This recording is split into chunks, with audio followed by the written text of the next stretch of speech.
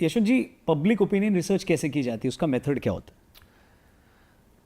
Good सवाल, बहुत बढ़िया। क्योंकि मैं चाहता था, लोग ये सोचते हैं कि ये कोई अफलातूनी विषय है, बड़ा कठिन है, कुछ भी नहीं है, बहुत आसान है समझना। आप खुले भगोने में चावल पकाते हैं ना, तो चावल जब आपको देखना होता है तो आप हिला करके उसमें से एक दो दाने निकाल करके अम्मा जो है हाथ में ऐसे करके देख लेती हैं, पक गया नहीं पक गया। पूरा कलछुल भर के रौनक के मुंह में नहीं डालती हैं, ए रौनक पका कि नहीं पका, देख। ठीक है ना जी। तो पब्लिक ओपिनियन ये उसी तरीके का विषय है कि किसी भी मुद्दे के ऊपर जनता की राय क्या हो सकती है। आप 150 करोड़ के देश में आप 150 करोड़ लोगों से पूछने तो नहीं जाएंगे ना। जी। तो एक मैकेनिज्म होता है जिसे रैंडम प्रोबेबिलिटी सैंपल सिलेक्शन कहते हैं। ये उसी तरीके का है कि भगोने को घुमाओ, क्योंकि उसमें आपका कोई बायस नहीं, सब मिल गया। जी। अब वो चावल के 2-4 दाने आप रैंडमली उठाओ। रैंडम महत्वपूर्ण है। रैंडम इसलिए क्योंकि एकदम जो भगोने के पतीली के कोने से लगा हुआ है वो नहीं उठाना, एकदम जो नीचे लगा है वो नहीं उठाना। मतलब एक आप उसका भी अलग अलग आप मिलाओ, मिला के रैंडम उठाओ, देखो चावल पका कि नहीं पका। तो उसी तरीके से औचक तरीके से रैंडम लोगों का आप चुनाव कीजिए और उनसे आप एक सवालों के ऊपर आप उनके जवाब लीजिए। आप कुछ भी सवाल पूछ सकते हैं। रिसर्च का फंडा यही है। आपको फ़ोन का कवर काला चाहिए या लाल चाहिए? कितने फीसदी हिंदुस्तान में ऐसे लोग हैं जो फ़ोन का कवर लाल लेकर घूमना चाहेंगे? तो आप उसके लिए पूरे देश में 1287 लोगों से अगर आपने पूछ लिया 150 करोड़ के मुल्क में, तो आप ±3% वेरिएशन के अंदर बता सकते हैं कितने फीसदी लोगों को लाल फोन पसंद है, कितने को काला फोन पसंद है। और ये नेता के लिए भी एप्लीकेबल? सब 1287। या ये लोग बड़ा मुझसे सवाल पूछते हैं, इतने कम लोगों में क्या होता है? आपका 150 करोड़ का मुल्क है, कम से कम 1.5-2 करोड़ लोग, 1% भी लोगों से आपने बात नहीं की, बताइए। ये बात बोली जाती है। ऐसे विज्ञान नहीं चलता, ऐसे विज्ञान नहीं चलता। विज्ञान चलता है रैंडम प्रोबेबिलिटी। हाँ, सिलेक्शन में आपके बायस नहीं होना चाहिए। रैंडमाइजेशन की प्रक्रिया जो है वो भरपूर होनी चाहिए जी। हम ये नहीं सेलेक्ट करें कि हम तो आज रौनक जी से ही बात करेंगे और हम पूछेंगे कि भाई क्या है। ये नहीं होता। वो लॉटरी की तरह है। 150 करोड़ लोगों की लॉटरी है, उसमें से आपने 1500 लोगों की लॉटरी निकाली और वो रिप्रेजेंटेटिव होगा। माना जाता है कि वो जेंडर पे, पुरुष स्त्री हो या पढ़ाई लिखाई पे, कमाई पे, व्यवसाय पे, ग्रामीण और शहरी इस पे, इन सब पे वो एक प्रॉपर रिप्रेजेंटेटिव सैंपल आता है। और उस रिप्रेजेंटेशन के अंदर आप ये मानते हैं कि अच्छा, जो ये लोग कह रहे हैं लगभग वैसा ही पूरा भारत सोच रहा है। हाँ, उसमें वेरिएशन होगा। जितना कम सैंपल लेंगे हमारा मार्जिन ऑफ एरर उतना ज़्यादा बढ़ेगा, जितना ज़्यादा सैंपल लेंगे मार्जिन ऑफ एरर हमारा कम होगा। सिद्धांत ये काम करता है उसमें। और दूसरी चीज़ ये विचित्र लगे आपको, smaller the universe larger the sample size. ये बड़ा विचित्र फंडा है, लोग समझ नहीं पाते। ओके। अब जैसे अगर आप बोलें यशवंत जी, ये लाल फोन और काला फोन मुझे भारत में पूरे आप बता रहे हैं 1287 में आप बता देंगे।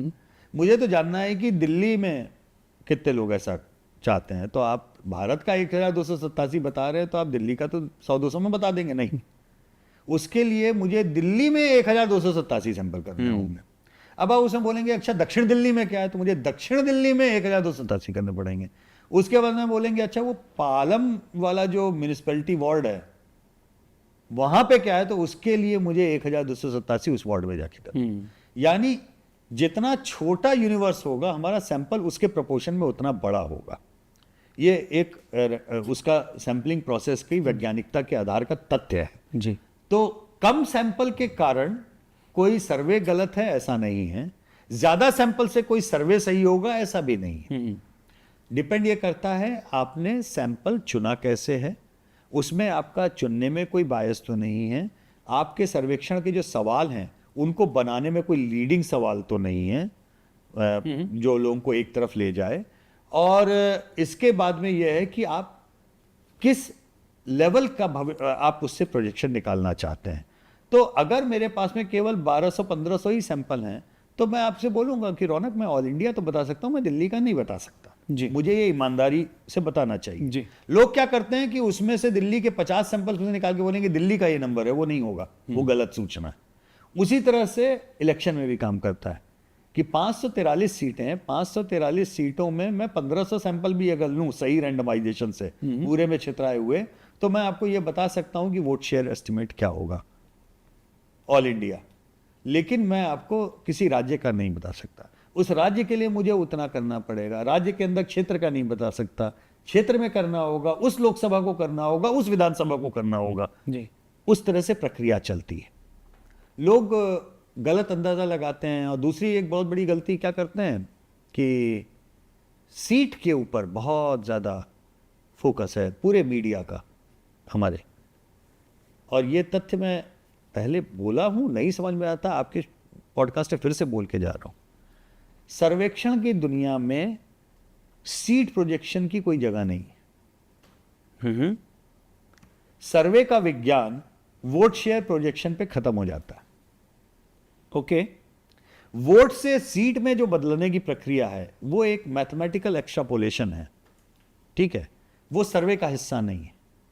अब वो मैथमेटिकल एक्सट्रापोलेशन जो अलग अलग तरीके के लोगों ने फॉर्मूले बनाए हैं कि रौनक जी की पार्टी को 40% वोट मिला, यशवंत जी की पार्टी को 30% मिला, तो सीट में ये ऐसे पलट सकता है। क्योंकि ये प्रोपोर्शनल रिप्रेजेंटेशन तो है नहीं कि रौनक को 40 मिले तो इसको 40% सीटें मिलेंगी। तो साइंटिफिक नहीं, वो अजम्पशन है। वो एजम्पशन है। एक तरह से एजम्पशन भी नहीं कहना चाहिए उसको, मैथमेटिकल एक्सट्रापोलेशन कहना चाहिए। उसके पीछे थोड़ा विज्ञान है, गणितीय, लेकिन वो रॉक सॉलिड नहीं है। क्योंकि first pass the post system में जिसको कम वोट मिले वो ज्यादा सीट लेके भी आता है।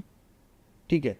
आपको जान के आश्चर्य होगा कि कर्नाटक जैसे राज्य में भाजपा की जितनी बार सरकारें बनी हैं, कांग्रेस को भाजपा से ज्यादा वोट पड़े। ठीक है, ठीक है। तो कम वोट पड़ के भी बंदा ज्यादा सीट लेके आ सकता है, क्योंकि आप एक एक सीट पे अलग अलग लड़ रहे हो ना। करेक्ट। तो उसका अंतर पड़ता है। आपको एक एक सीट की कॉल लेने के लिए एक एक सीट पे 1000-1500 सैंपल करने होंगे, तब तो आप क्लेम कर सकते हो कि हमने हर सीट पे 1000-2000 सैंपल किए हैं और हर सीट की इंडिविजुअल कॉल ली है, इसलिए मेरा सीट शेयर ज्यादा। अदरवाइज सेम वोट शेयर के ऊपर सिंपल मेजॉरिटी से लेके 3/4 मेजॉरिटी तक के प्रोजेक्शन भी आ सकते हैं और एक्चुअल रिजल्ट्स भी आ सकते हैं। दोनों चीजें हैं, दोनों चीजें हैं। ये अब आपको तय करना है एज एन एनालिस्ट कि आप क्या अप्रोच रखते हो। तो मेरा अप्रोच कंजर्वेटिव है।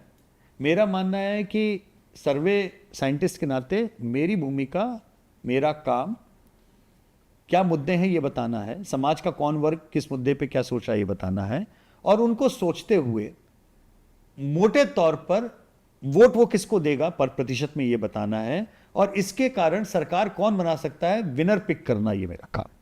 ओके, ठीक है। अब वो सिंपल मेजॉरिटी है, 2/3 मेजॉरिटी है, 3/3 मेजॉरिटी है, जिसके ऊपर तालियां बजती हैं बहुत ज्यादा। मैं कभी उस रेस में पढ़ता नहीं, न पढ़ना चाहता हूं। दूसरी चीज, कोई भी सर्वे करने वाला अगर आपको केवल सीट बता रहा है, वोट नहीं बता रहा है, उसके सर्वे को यूं फाड़िए और कूड़ेदान में फेंक दीजिए। जिस व्यक्ति ने, जिस संस्था ने अगर वोट शेयर नहीं कैलकुलेट किया तो सीट कैसे बता सकता है। तो आप अगर ये समझना चाहते हैं किसी भी सर्वे को देखते समय कि ये सर्वे सही है गलत है, मौलिक सवाल पूछने हैं आपको, तो आप रिपोर्ट पढ़ लीजिए अखबार में जहां भी छपा है। अगर वो केवल सीटों की बात कर रहे हैं तो उसको उठा के फेंक दीजिए।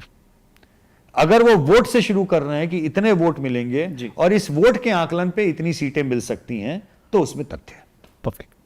तो 1287 लोग से बात कर चुके हैं आप 2024 के लिए? 1287 लोगों से हम हर रोज बात करते हैं। अच्छा, ये हमारे ट्रैकर की खासियत है। और हर रोज बदलता है? हम लोग रोज बदलता है, रोज नया सैंपल होता है, हम लोग रोज बात करते हैं। इसीलिए हम लोगों की स्थिति वो है जैसे घर में बच्चों को लगा दिया जाता है ना, बुजुर्गों की जरा सा रोज बीपी चेक करो, और घर में अगर शुगर है तो रोज एक बार प्रिक करके उनका शुगर, ये उस तरीके का है कि आप रोज अगर बीपी नापें, रोज शुगर लेवल नापें, तो आपको पता लगता रहता है कि तबीयत कहाँ बिगड़ी, क्यों बिगड़ी, ये आपको अंदाजा लगता है जी।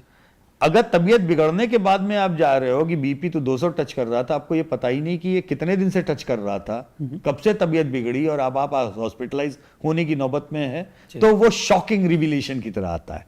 हमारे सर्वे में आज तक कभी कुछ शॉकिंग नहीं होता, क्योंकि हम रोज बताते रहते हैं कि आज बीपी इतना है, आज इतना है, इतना है, थोड़ा बीपी इनका नीचे जा रहा है, इनको देखने की जरूरत है, उनका ऊपर जा रहा है, उनको देखने की जरूरत है। अगर कर पाए तो ठीक है, अदरवाइज बीपी कहां से कब कितना खराब होना शुरू हुआ हम डेडलाइन के साथ बता देते हैं। तो दादा अभी किसका बीपी बढ़ रहा है? अभी तो सबसे ज्यादा बीपी जो है, मुझे लगता है कि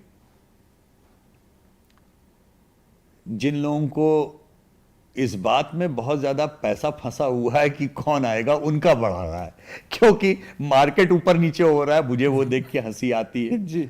सट्टा बाजार के हर दूसरे तीसरे दिन नंबर जो है मेरे पास में लोग व्हाट्सएप करते हैं, देखो देखो सट्टा का ये आ रहा है जी। हमने कहा बड़ा बीपी बढ़ा हुआ है सबका। अब इलेक्शन कमीशन ने बीपी बढ़ा रखा है तो हम क्या करें? अगर इलेक्शन कमीशन ये एग्जिट पोल की रोक न लगाया होता कि हर फेज के बाद में एग्जिट पोल बता दीजिए, तो बीपी किसी का नहीं बढ़ रहा होता। जी। तो क्या दिख रहा है आपको? आपने मार्केट में कर दिया, मैं पॉलिटिकल पार्टीज का पूछ रहा था कि किसका बीपी बढ़ रहा है। देखो वो तो जब तक बताना, उस तरह से बात करना उचित नहीं होगा। लेकिन एक बात यह है कि जहां पे हम लोगों ने लास्ट छोड़ा, और चूंकि हम लोग रोज नाप रहे थे, उसके कुछ फंडामेंटल्स थे।